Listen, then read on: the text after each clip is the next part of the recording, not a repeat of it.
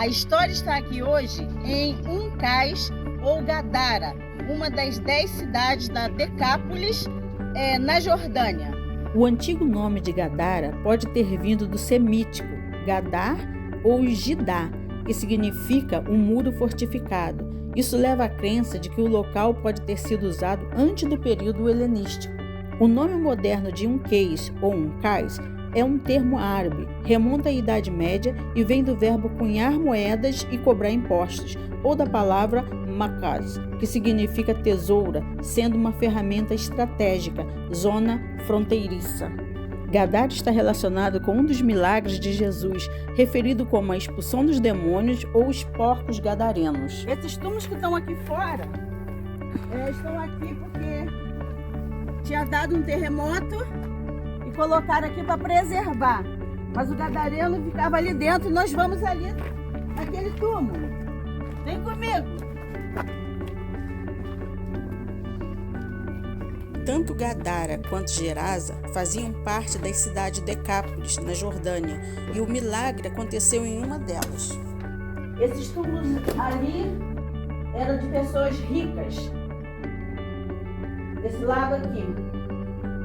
E o túmulo daquela época era desse jeito, mas para pessoas ricas.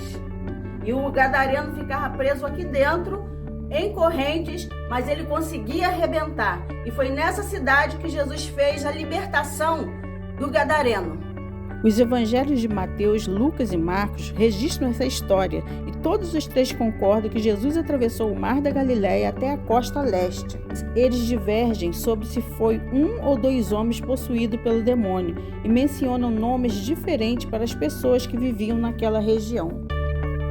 Essa área aqui era onde era o Coliseu, onde colocavam as feras para matar os cristãos. Vou mostrar para vocês uma pedra angular.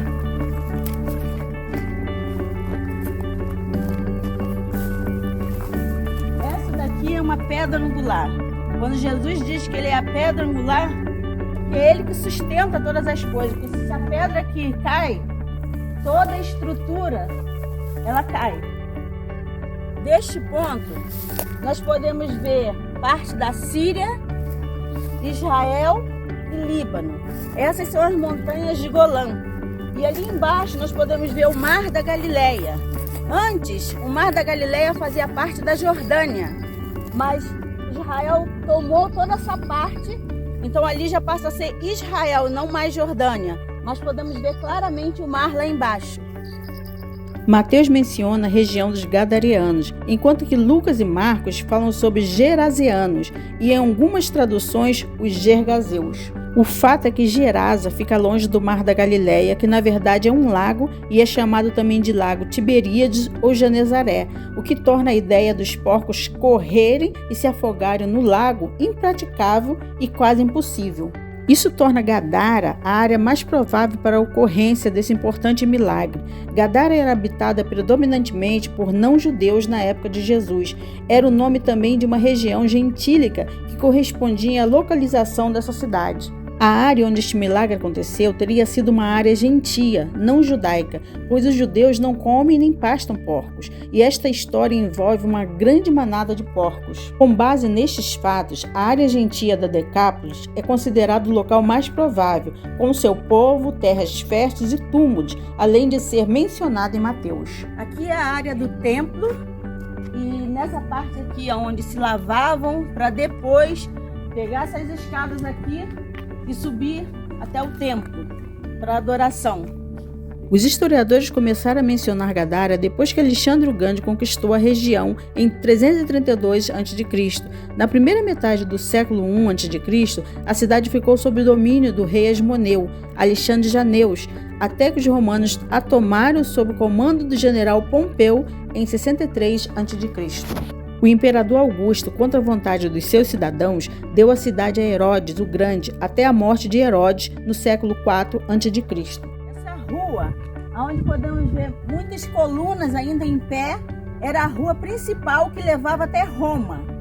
Joséfo menciona que após a sua destruição, os romanos reconstruíram a cidade para agradar um dos cidadãos romanos, Demétrios, o Gadareno, e a cidade juntou-se à Liga Decápolis. Durante o período romano, especialmente no século II d.C., chamado de Pax Romana ou Paz Romana, a cidade testemunhou um renascimento de edifícios onde foram construídos banhos, teatros, fontes de água e mercados. Ruas foram pavimentadas e foram erguidas fileiras de colunas esculpidas em pedras de cal e basalto disponíveis na região.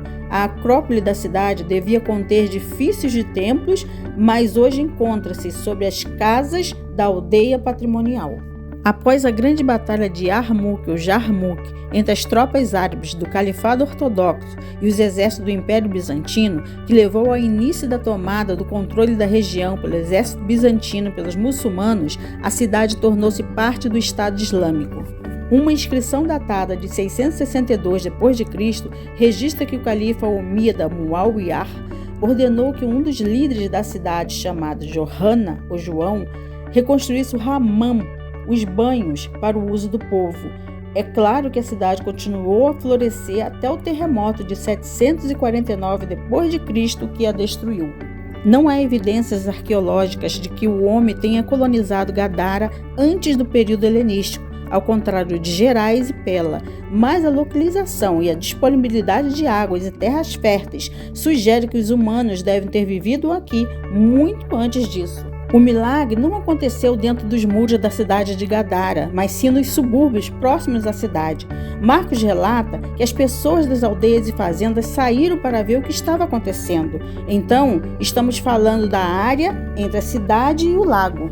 Também os pastores não pastavam seus animais dentro das cidades, mas nos campos fora delas. Gadara era uma cidade rica e luxuosa, era habitada predominantemente por não-judeus na época de Jesus, era também habitada por nobres. Então, por que Marcos e Lucas mencionam Gerasa em vez de Gadara? Alguns estudiosos sugerem que pode ter havido uma relação administrativa ou social entre a população do campo e a população de Gerasa, mas mesmo assim, esses estudiosos excluem o local de Gerasa como sendo o local deste milagre. Alguns estudiosos apontam outras traduções da Bíblia que mencionam os gergasianos e não os gerasianos, e que pode haver outro local chamado Gergasa. Tal al-Kursi, na margem leste do lago, é candidato a Gergasa. Os padres Eusébio e Jerônimo mencionam os sítios de Gadara, Gergase e Gergísia em seus escritos, mas muitos acreditam que esses nomes se referem apenas aos dois locais, Gerais e Gadara. Será que haverá descobertas futuras para revelar mais fatos? No período clássico, Gadara era bem conhecido por seus pensadores, escritores e poetas. A inscrição mais famosa encontrada em uma das tumbas de Gadara é a chamada Inscrição de Arábios, o poeta do século IV d.C. Tu, que passou daqui, como eu era, você é agora, e como eu sou agora, você será. Então aproveite a vida, pois você é um mortal. Não há dúvida de que o cristianismo se espalhou na cidade de Gadara numa fase muito precoce, como muitas das cidades da Decápolis. Apesar de todas as igrejas aqui terem sido construídas no período bizantino, resultado da perseguição romana nos primeiros 3 séculos depois de Cristo. Muitos mártires desta cidade foram mortos pelos romanos. Entre eles estavam Zacarias, que morreu durante a perseguição de Diocleciano. Os bispos da cidade participaram das reuniões da igreja primitiva, como o bispo Sabino de Gadara, que participou do Concílio de Nicéia em 325 d.C. Construído de basalto e preenchido de calcário e terra, o Teatro Ocidental é o menor e o mais preservado dos 2 teatros metropolitanos. E aqui nessa parte nós vamos poder ver mais de perto. Ainda está num estado muito bom de conservação. Vocês podem olhar aqui.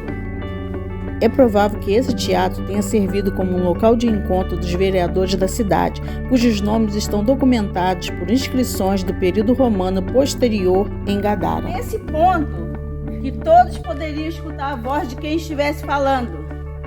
Olá! Deu para escutar? Aqui podemos ver uma fileira de lojas feitas de basalto. Em 1995 a 1996, a fileira de lojas foi desenterrada e restaurada pela Administração de Antiguidades da Jordânia. Bom, gente, por hoje é só. Mas não esquece de deixar o seu like no vídeo, se inscrever no canal, apertar o sininho e compartilhar, porque a história está aqui. Beijos!